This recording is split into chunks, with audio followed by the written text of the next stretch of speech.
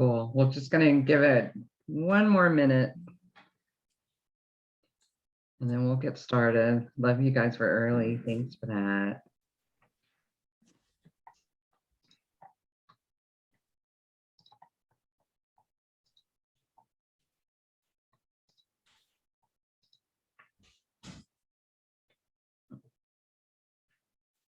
I'll wait and see if there's any stragglers coming in.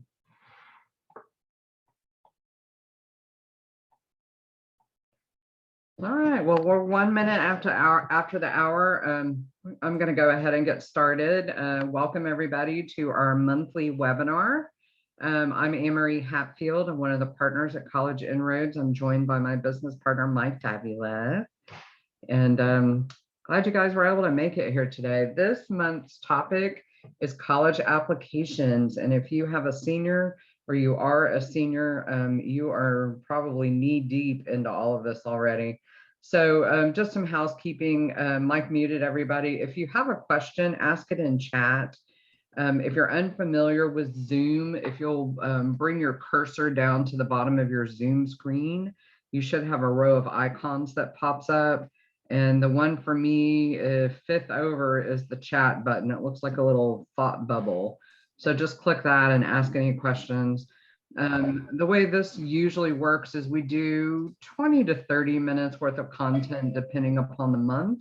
And then we reserve, the last 15 or 20 minutes at the end for any questions that you guys might have about our process, about the topic for this month, about college in general. Also, Mike is recording this session and it's going to be in files under your student file tab, just in case you need it. So now that the housekeeping's out of the way, let's talk about the agenda. I'm going to go through the application process. I'll talk about the different types of application. I'll spend a little bit of time talking about the self-reported academic record, the SRAR, which a lot of colleges this year especially have started to use. We'll spend a little bit of time talking about the college list, ways to apply. I'll go over some key features of the application outline with special attention on the letters of recommendation, and then we'll talk about next steps for the kids. First things first, I wanted to point out a couple of the important people in the applications process. Again, I'm Annmarie Hatfield. I'm kind of the overseer of all things having to do with applications. Dee is our scheduler, our coordinator. We call her the Jill of all trades. She's actually the glue that holds our practice together. I'm sure most of you are pretty familiar with Dee. Lori is Dee's right-hand woman. She's also a scheduler. She deals a lot with your students' essays. We now have 5 application specialists that work with us. Brenna, Anna, Sarah, Andreon, and Claire is the newest member of our team.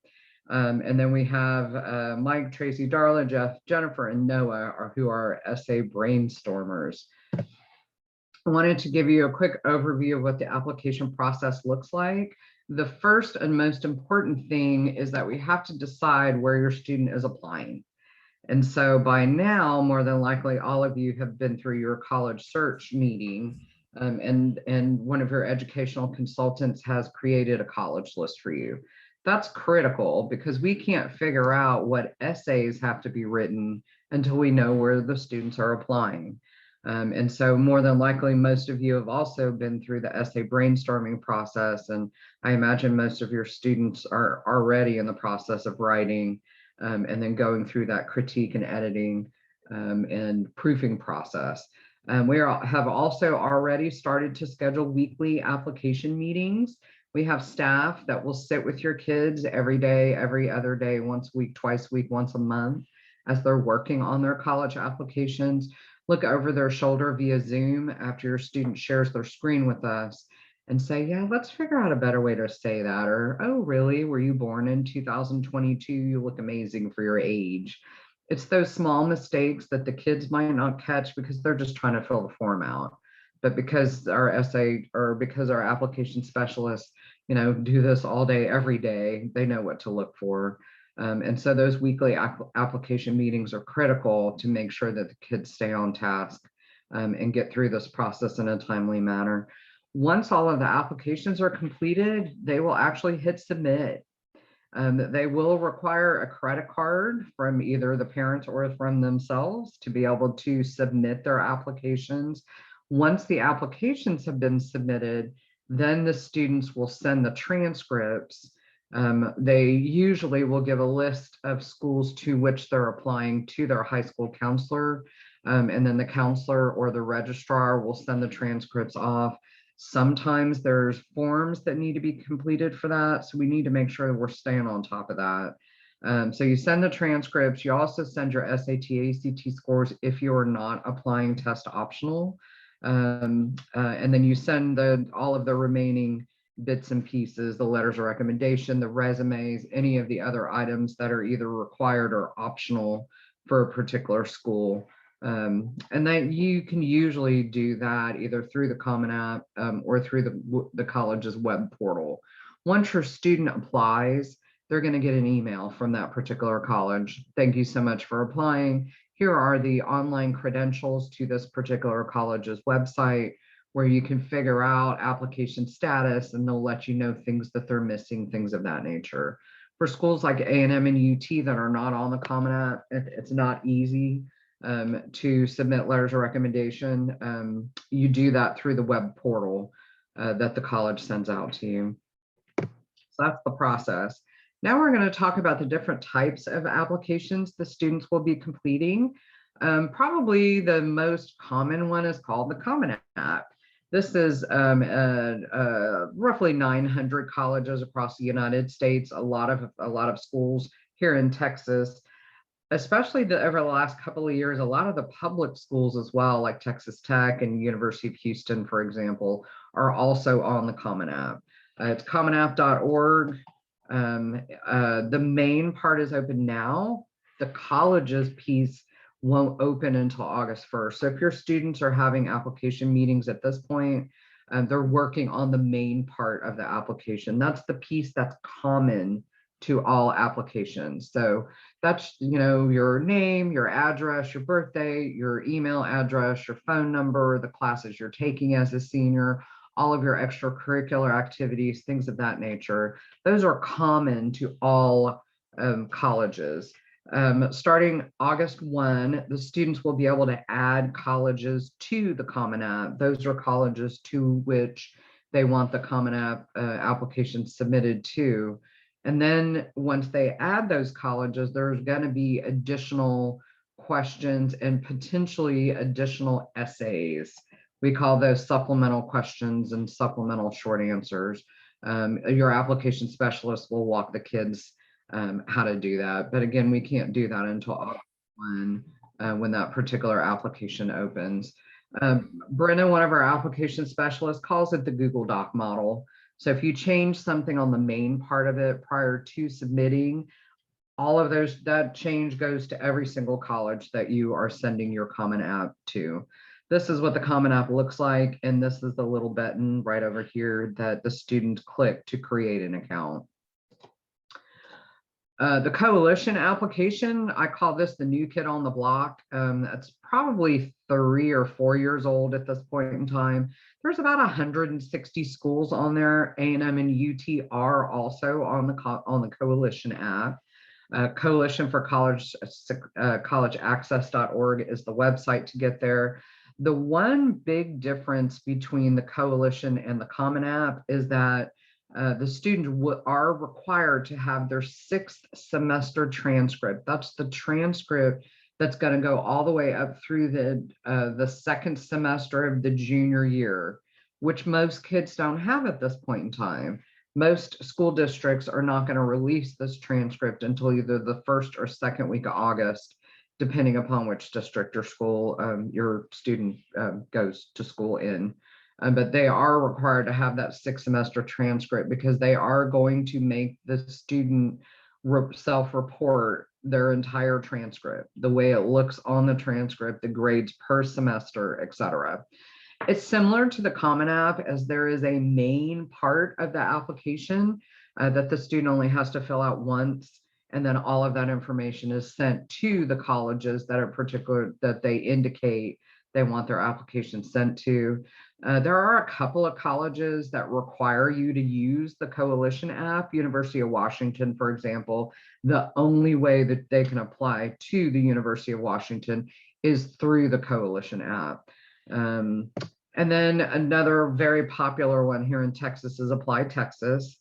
This is used for almost every school in Texas, with the exception of Rice and University of Mary Hardin-Baylor. Rice is on the Common App. UMHB, you have to do the application on their own website.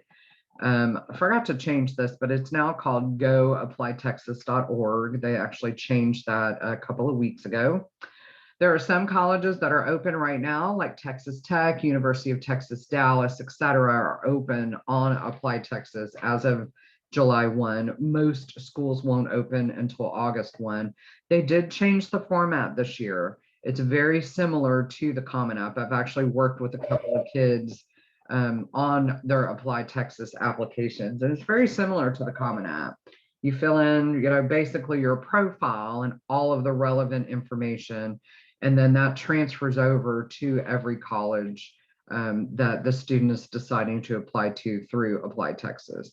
Now you'll notice, and we'll talk about this here in just a second, but you'll notice that there are some colleges that are on multiple platforms. Like UT, for example, is on Apply Texas, but they're also on the Coalition.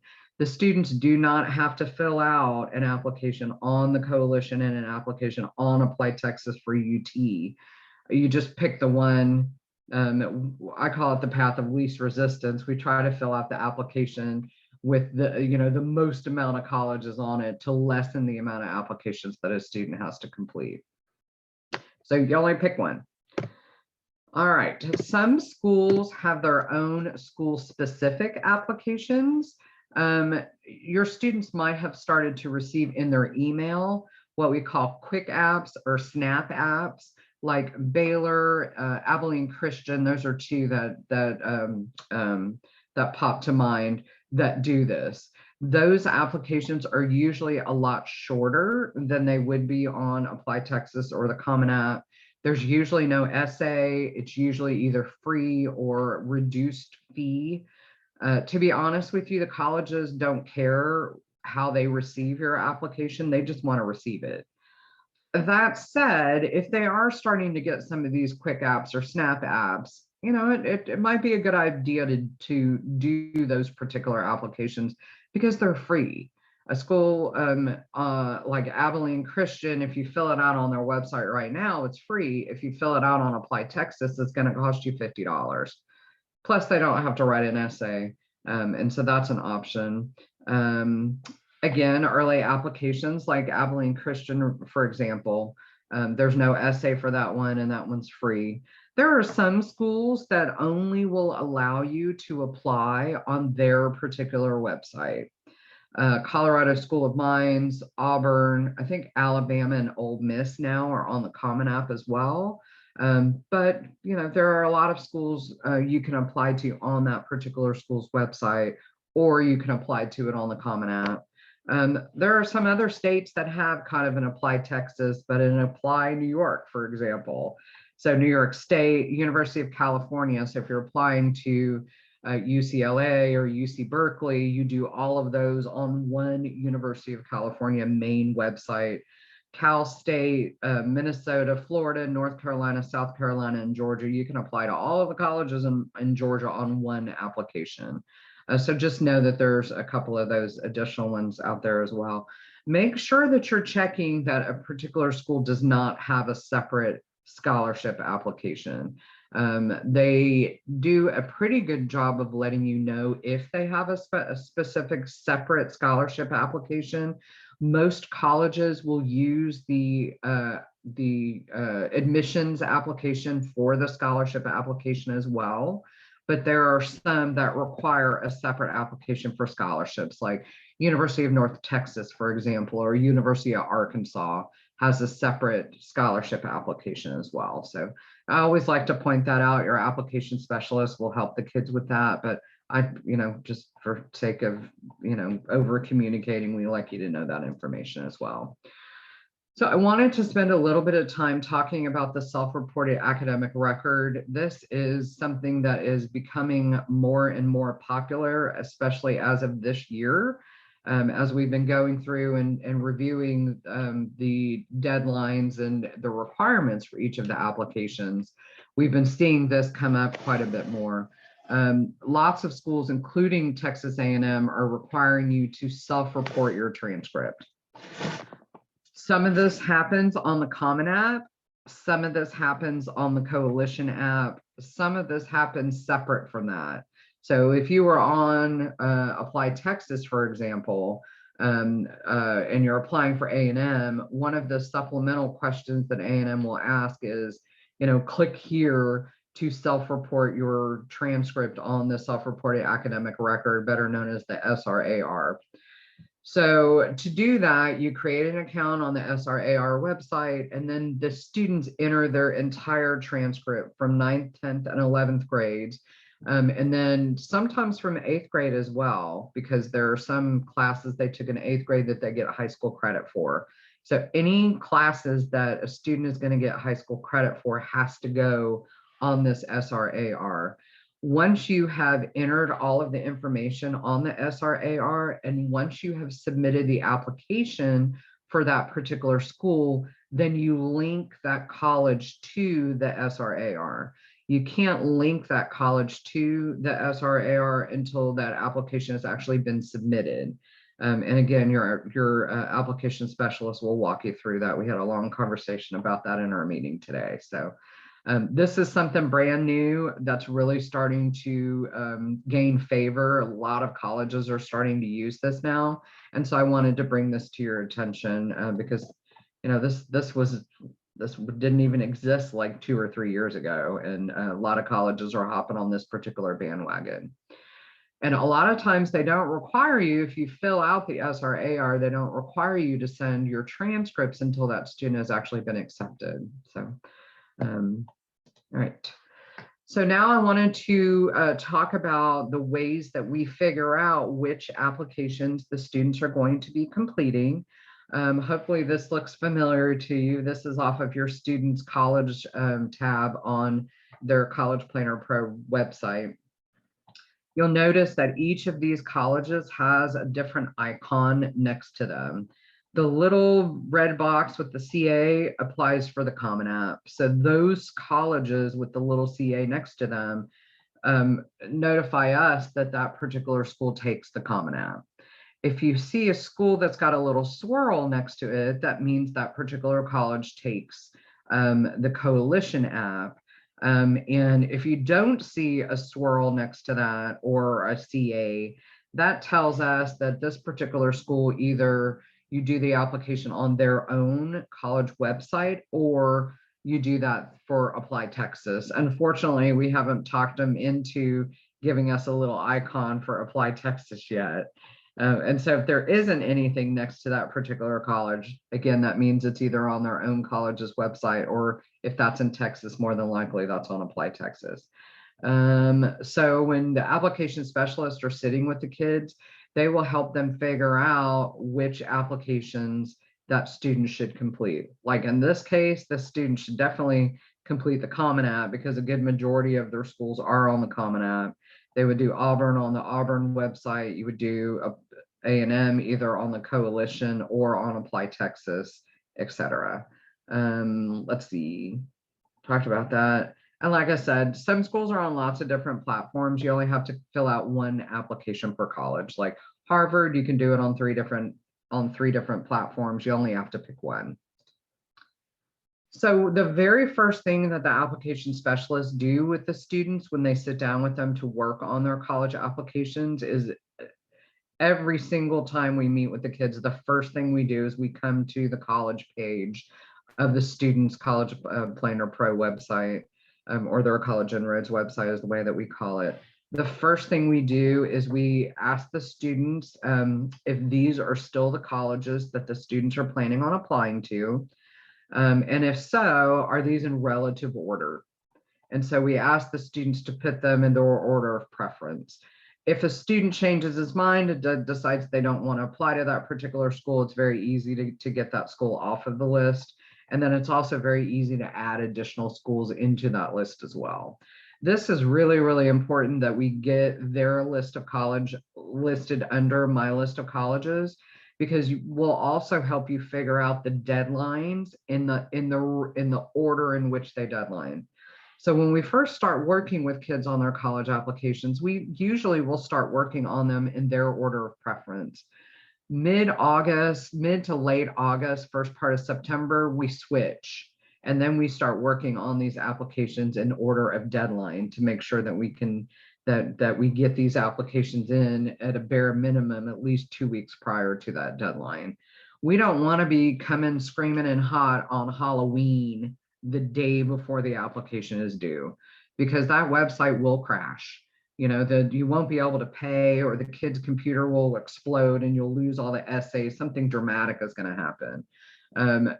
You know, for your, if you are applying with your test scores, it takes almost a week for those test scores to get to those particular colleges.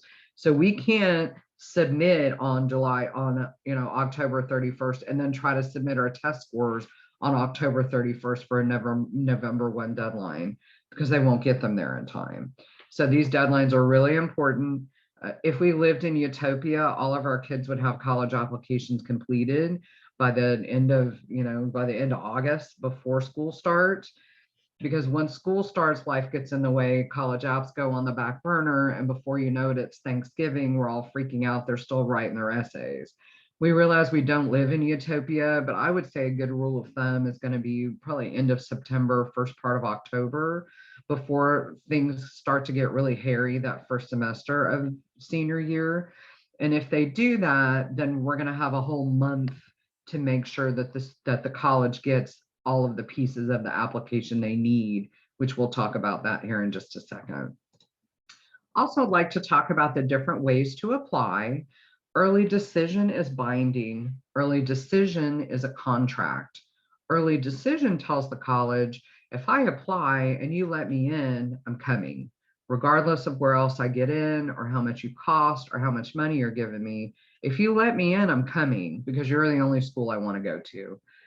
Usually you can only apply to one school early decision. That's early decision 1. Mike and I had a long conversation about this the other day, because sometimes there are early decision 2 options as well, but you can only apply to one school early decision 1, if you will.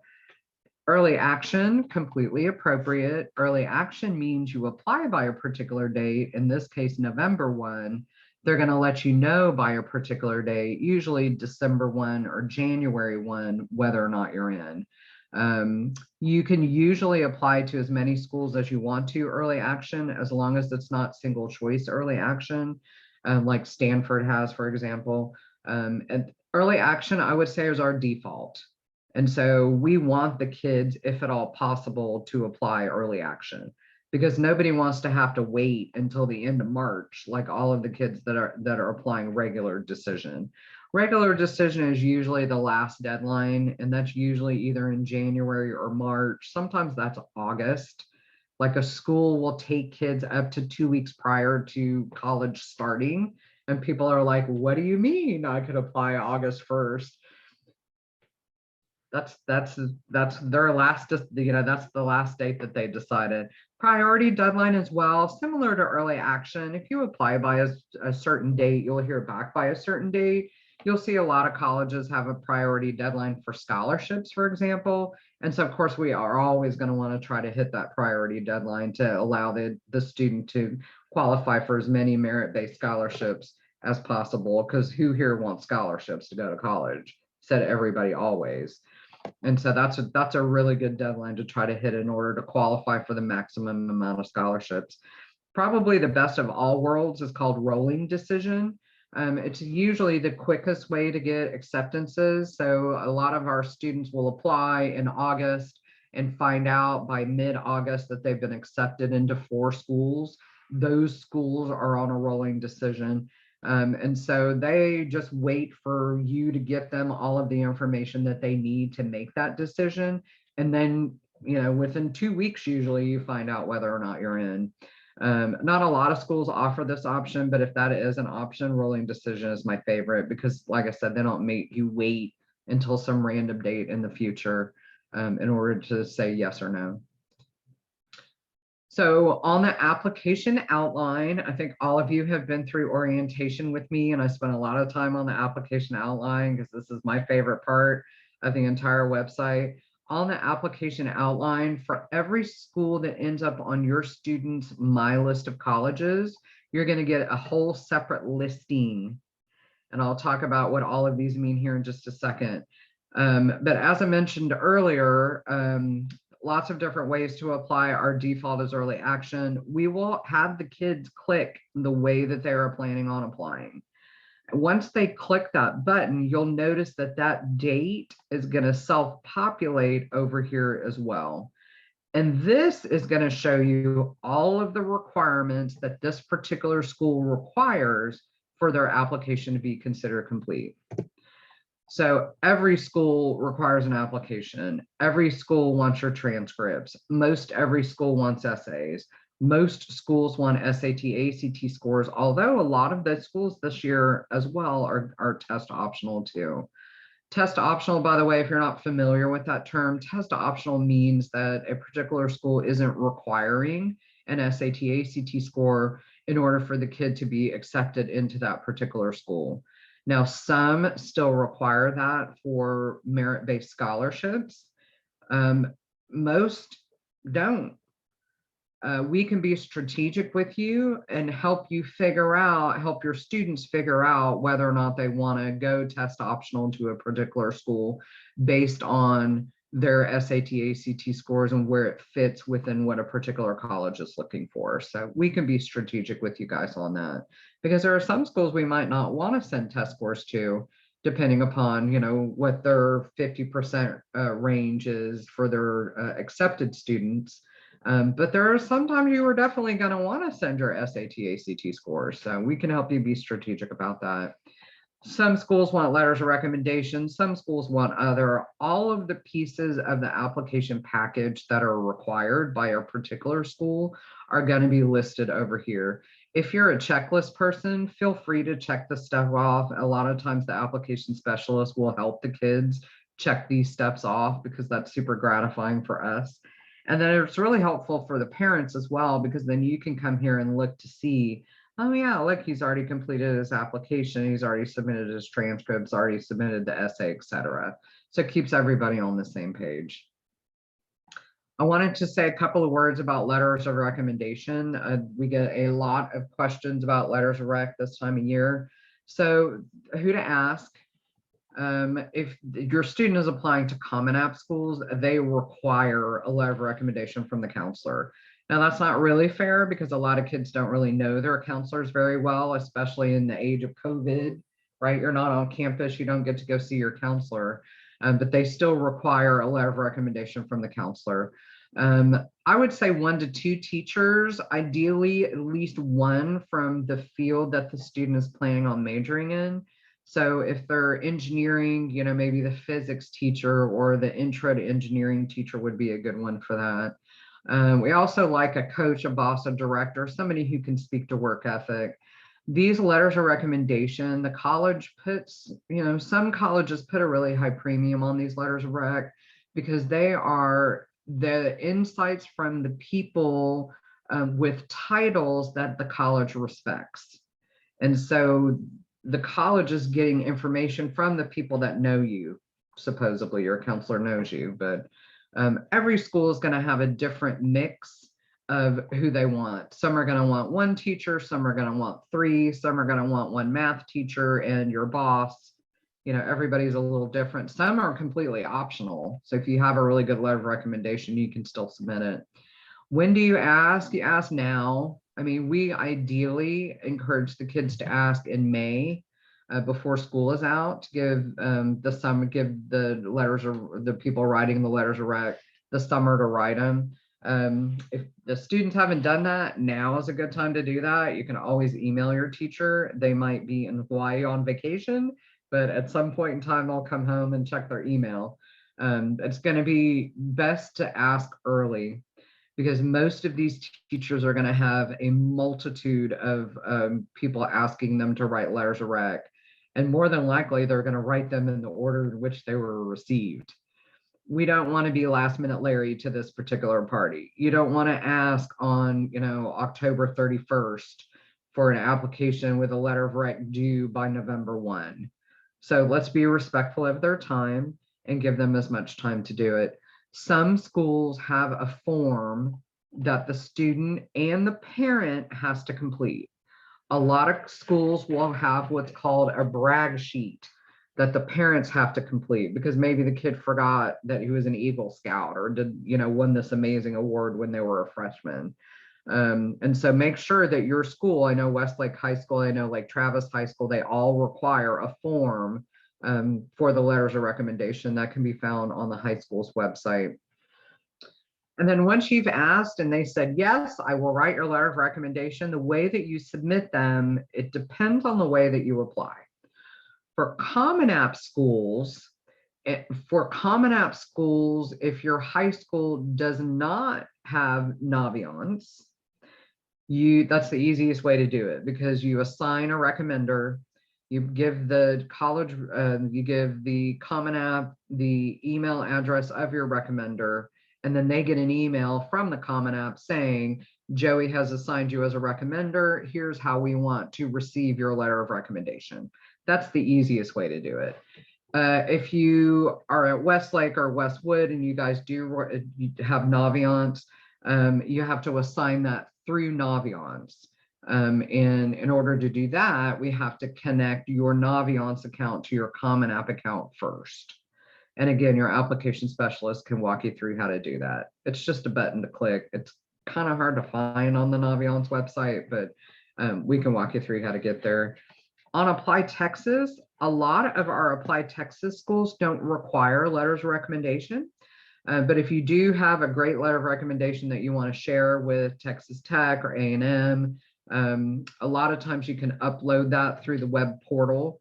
If you remember earlier, I said that once the kid applies, they're going to get an email from the university. Thank you so much for applying. Here are the credentials to the online web portal that the college sets up for you. You can always upload your letters of recommendation through that web portal. And worst case scenario, you can have the teacher either mail or email that letter of rec to that particular school. So if you have specific questions about letters of rec, don't hesitate to reach out. I'm more than happy to give you some advice and some direction on that. So hopefully this is kind of an overarching view of what letters of rec are all about. So we go through the process, we submit our applications, and then we wait. And then we start to get the yeses and the nos. Your student is going to be notified one way or the other. It's either going to say, we regret to inform you, meaning you didn't get in, or congratulations, you've been accepted. Years past, those were mailed to you via snail mail. You would walk out to the mailbox and open up the mailbox, and here's this big letter from the university, and everybody's jumping up and down excited. They don't really do that anymore. Some colleges will snail mail. Most colleges will either inform your students via email or through that web portal that the college sets up for you. So we encourage the students to check that web portal on the regular, because on that web portal that the college has set up for each of the kids, they're going to tell you the pieces of the application that you're missing.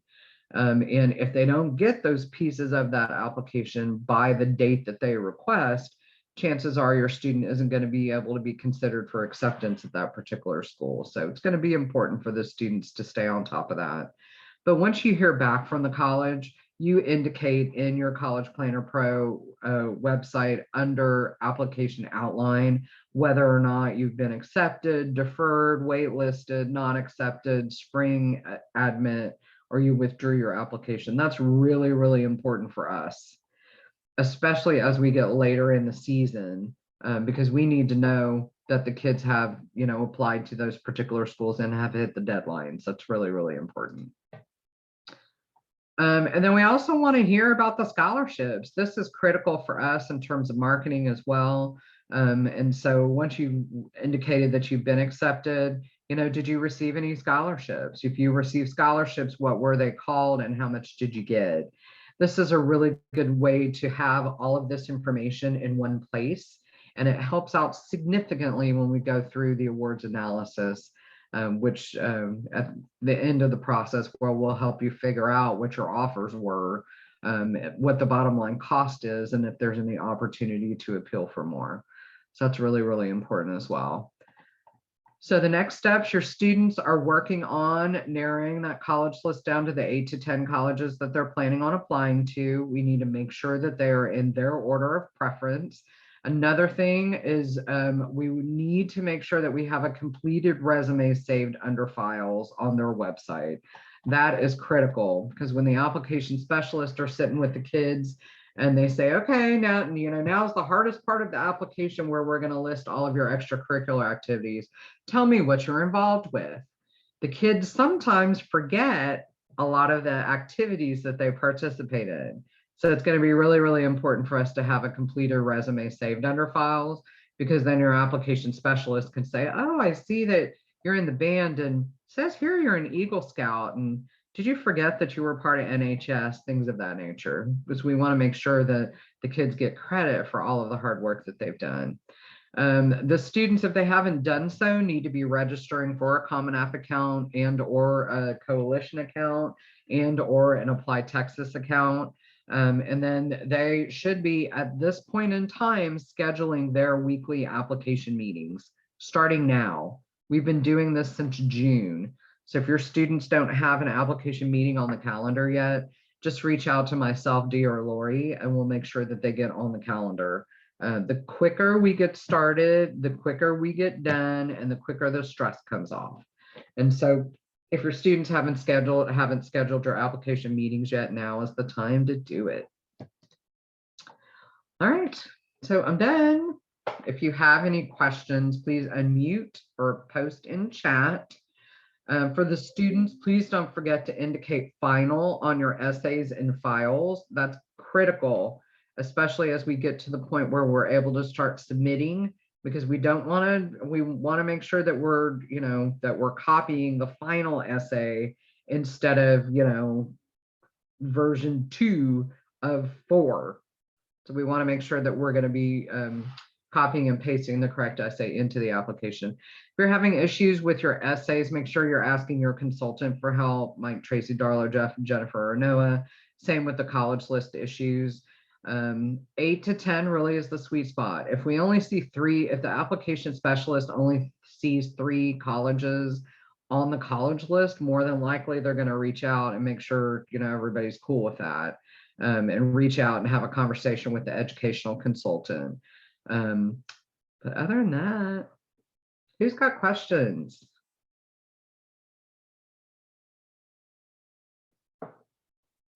No questions. Hopefully I was thorough. Hopefully that means I was thorough. Any questions?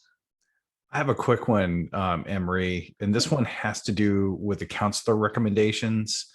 I had an interesting conversation this past week with TCU's rep for Lake Travis High School.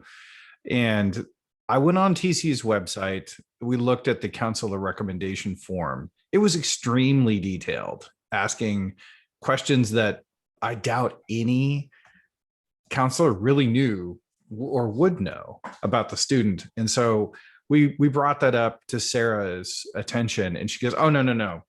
Relax. Everything is good. We just want to see essentially the school report. And so if you're not familiar with the college application process, what Sarah was talking about in the school report is, hi, this is Lake Travis High School. We graduate 872 people a year. 93% of them go to college. The average SAT score is this, the blah, blah, blah. We have 35 AP courses, the profile of the school. And so I just wanted to kind of put that out there about the counselor recommendation, because sometimes when you do get your hands on the counselor rec form, it really looks like the counselor has been sitting right next to your student in the classroom for the last 4 years, when in fact that obviously is not the case. And not to be too concerned about some of the things that might show up on that form itself, because again, the colleges want to hear from the counselor, but really especially like to hear about what's going on with the high school at large. Yeah. And that's critical too. Mike brings up a really good point. A lot of parents are like, well, it's, Auburn going to know about the aggressiveness of the curriculum that my particular student has undergone. And yes, they will. A lot of that is through the school report and the profile that the high school send with all of that important information to the colleges. One point that I wanted to remake now that I'm looking at this, when you ask anybody to write a letter of recommendation, make sure that the students are sending a resume, especially for a counselor that might not know that student very well, because then they can pull information off the resume and include that in the letter of recommendation. So that's a key point that I forgot to mention. Any other questions?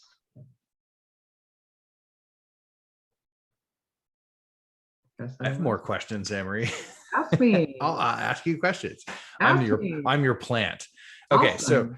So question regarding transcripts that sometimes we'll receive, which is, okay, I get the idea that we have to submit a transcript, either a self-reported academic record or the bona fide official transcript from the high school. What about if my student is doing dual credit ACC, has done UT online?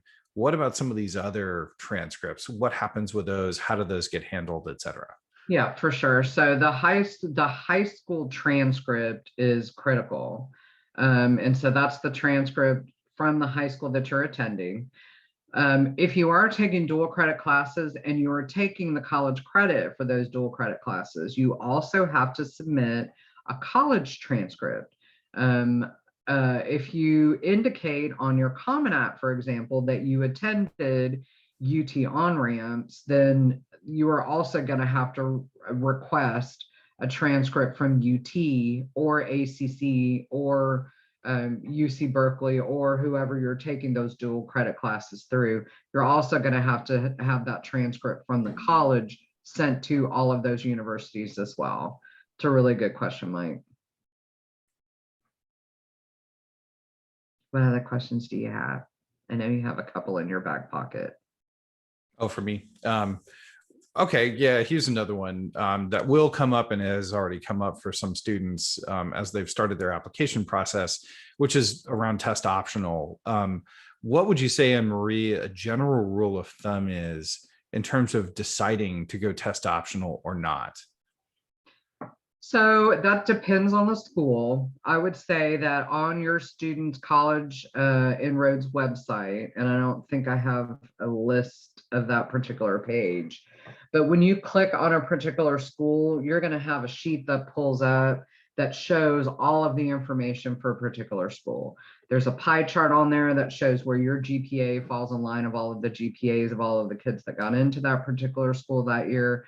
And then they also are going to show you the SAT, ACT range, the 50% range for all of the kids that were enrolled in that particular school that year. If your SAT, ACT score is, in the middle or to the right of that range, I would say that's a pretty good opportunity for you to submit your scores. If your SAT, ACT score is on the very edge to the left, the lower end of that particular range or outside of that range, then I wouldn't submit the test scores. What are your thoughts on that, Mike? No, that sounds perfect to me. There are going to be some schools that will ask, for example, did you take the SAT, ACT if you've indicated that you did want to go test optional? So some schools are trying to dig a little bit further to find out, okay, you took the test, you're not happy with the results, or you don't feel like it's a good indicator of your academic prowess, so you're just not submitting them. There's been some stress around that, around, hey, should we actually go ahead and submit scores or should we not? And really the bottom line is, for this year, the colleges do realize that COVID had a huge impact throughout last year and a lot of this year in terms of learning, in terms of test prep. And most of these colleges out there really hate the tests anyway. So they're kind of happy to get away from them if at all possible. But to me, what it really boils down to is that it makes an absolute emphasis on the college essays, the letters of recommendation, the short answers that are, the supplemental questions, and the resume. Those things then tend to be a really important additive alongside the academic record for an admissions person to actually make a good decision one way or the other. So if your student's not going test or is going test optional, there needs to be a special emphasis on those soft factors to make sure that we have the best chances of admission. Yeah, I would agree, because if they don't have that SAT, ACT score to fall back on, there has to be additional information given. Some are going to make them write additional essays, for example. Yeah, so that's a big piece of that as well. Yeah, those are all my planted questions, Annmarie. Who has additional questions? Please unmute yourself or put them in the chat. Going once. Going twice. Okay, well, I guess we're done for this month then. Oh, I did see a question come in. Yep. Really quickly, when does early application end usually? So the early action, for example, most of those dates are going to be November 1. And so we need to make sure that we get that application in by that stated deadline, and all of the supporting materials, letters of recommendation, the transcript, the SAT, ACT scores if we're sending them, things of that nature. Hopefully that answers your question. But our default is early action. So if at all possible, we want, good majority of the students' applications submitted by that particular date. Like University of California, you have between November 1 and November 30, and that's it. You have a 30-day window to submit your applications. But some are November 1, some are December 1. Hopefully that answered your question. Sorry, my cat is Zoom bombing me right now. Oh, sorry. Okay, yeah, perfect. I think we're in good shape here. Well, thanks, Annmarie. That was really great information. If you have any other questions, please don't hesitate to reach out via text or call in, and we'll be happy to help out, answer any further questions that you might have. And we got one last one here. Incoming junior, can we register for self-reported academic record? Yep, I think you can. You just can't connect a college to that yet. So yeah, I think you can start on that. But I don't know that I would have you do that quite yet, though, unless you're for sure that you have colleges that are going to require the SRAR next year when it comes time for you to start working on your college applications. So I'd probably have you wait, unless we're for sure that we're going to go to A&M. And if you're for sure you want to apply to A&M, then maybe you start that.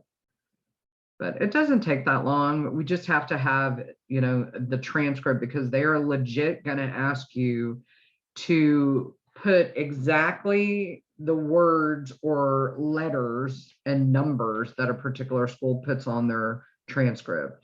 And sometimes they don't even talk about anything having to do with the class that you took, because they have their own abbreviations, etc., at a particular school. So I was sitting with a kid, I think it was a couple of weeks ago, and they took a computer science class, and it was a 2-semester class, but the first semester was under math and the second semester was under other.